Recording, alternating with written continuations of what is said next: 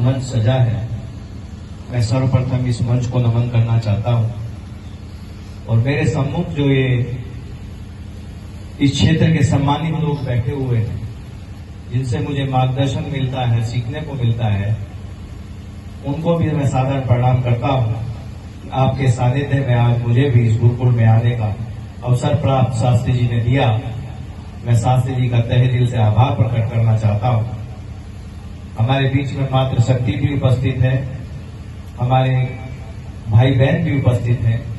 मैं उन सबको आशीर्वचन के रूप तौर पे मातृ शक्ति को नमन करते हुए अपने आप को सौभाग्यशाली समझता हूं कि शिक्षा के इस मंदिर में मुझे आने का अवसर प्राप्त हुआ और कुछ सीखने का आप लोगों के बीच में मुझे भी मौका मिलेगा।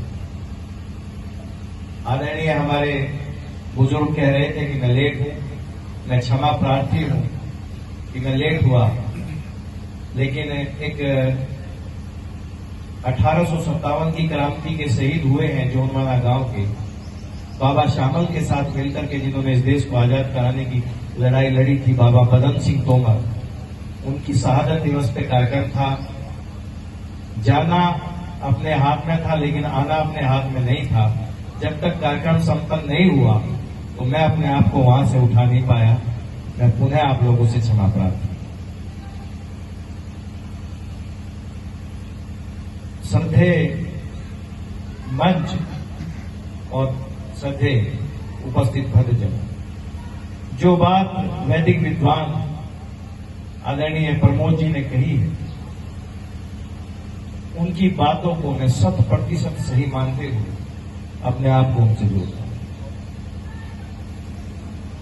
ये अंतरात्मा की बात है और अपने आप में बहुत महत्वपूर्ण है। हमारे देश की शिक्षा प्रणाली ने डिग्रियां बांटने की शिक्षा का तो इंतजाम किया, लेकिन उसी गति से संस्कार उखाड़ने वाली शिक्षा का भी हमने इस देश में बांटने का काम किया। कई उदाहरण उन्होंने दिए और ये सच्चाई भी है। जो शिक्षा पद्धति हमारे देश में है वो हमें रोजगार तो दे सकती है, लेकिन मैं समझता हूं कि रोजगार से पहले आवश्यकता अगर किसी चीज की है तो वो संस्कार की।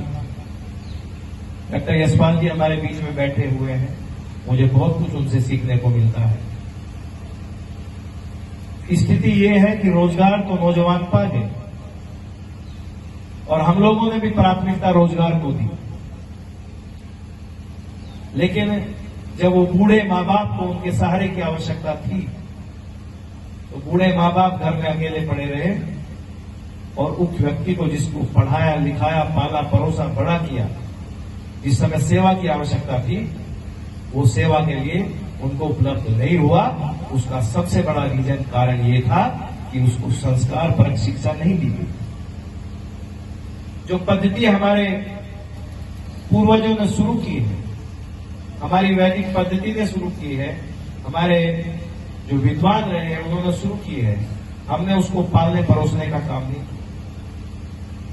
मैं व्यक्तिगत तौर पे बचपन से ही गुरुकुल प्रभात आश्रम का नाम आपने सुना होगा, जो भोलाझाड़ टिकरी पे है। मैं बचपन से उससे जुड़ा रहा हूं। मेरे दादाजी वो आर्य समाज की विचारधारा को मानते थे, आर्य समाजी थे। वो हमेशा स्वामी विवेकानंद जी के साथ जुड़े रहे, हर वक्त उनके साथ रहे। मेरे पिताजी आर्य समाज की विचारधारा से उत्प्रोत रहते हैं और मैं भी उन्हीं संस्कारों से निकला हूं। तो मुझे दुख ये होता है कि जिस पद्धति को हमें पालने परोसने की आवश्यकता थी, जिस पद्धति को आगे बढ़ाने की आवश्यकता थी, हमने स्वयं उसकी हत्या करने का काम किया।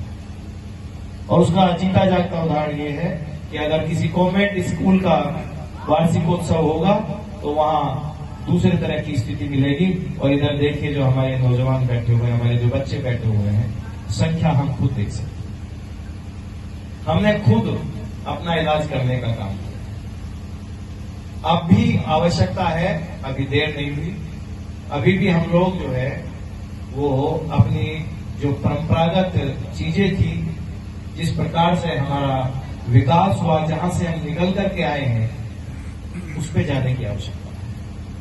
मैं तो खुद कहता हूं, चूंकि मैं आर्य समाजी परिवार से हूं, जो स्वामी दयानंद के लोग थे जिन्होंने आर्य समाज को अपना छोला बनाया, आर्य समाज की विचारधारा को उन्होंने आर्य समाज की विचारधारा जुड़े रहे, वो लोग भी कहीं ना कहीं अंधविश्वास और पाखंड की तरफ चले। और जिस अंधविश्वास और पाखंड का जो उस समय एक घोड़ा दौड़ रहा था, अश्वमेध घोड़ा, जिसको महर्षि दयानंद जी ने थाम करके इस देश को बचाने का काम किया था, आज हम लोग भी उन चीजों को भूल गए और हम लोग भी पाखंड और अंधविश्वास के पीछे दौड़ गए। मैं किसी पार्टी या सरकार की बुराई नहीं करना चाहता, ना ही उस तरह का मंच है।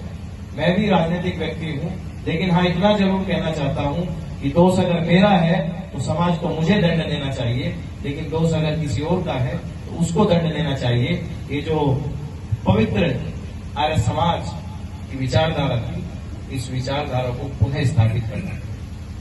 स्वामी दयानंद सरस्वती जी के विचारों और सिद्धांतों को दोबारा स्थापित करना पड़ेगा। सुबे सिंह जी यहां बैठे हुए हैं, सुधीर जी बैठे हुए हैं, बिल्लू प्रधान जी हैं, जो लोग हर वक्त मेरे साथ रहते हैं। मैं कहता हूं हालात बहुत ही खराब हो चुके हैं। मैं आपको ये बताना चाहता हूं, आप गिट्ठल ले लो, मेरा गांव मऊ ले लो, या और कोई गांव ले लो, स्थिति ये है कि 16-17 साल के बाद ये जो नौजवान हैं सब नशे में डूबते जा रहे हैं। बहुत बुरी हालत है, हर गांव की बुरी हालत है। नशे की स्थिति ये हो चुकी है, जिस स्थिति से स्वामी जी और आर्य समाज और ये जो विद्वत मंडल बैठा हुआ है, जिस स्थिति से हम लोगों को निकाल करके लाए थे, आज बहुत बुरे हालात। अभी उदाहरण दिया आचार्य जी ने मेरठ का, वो घटना आप लोगों के सामने हुई। हम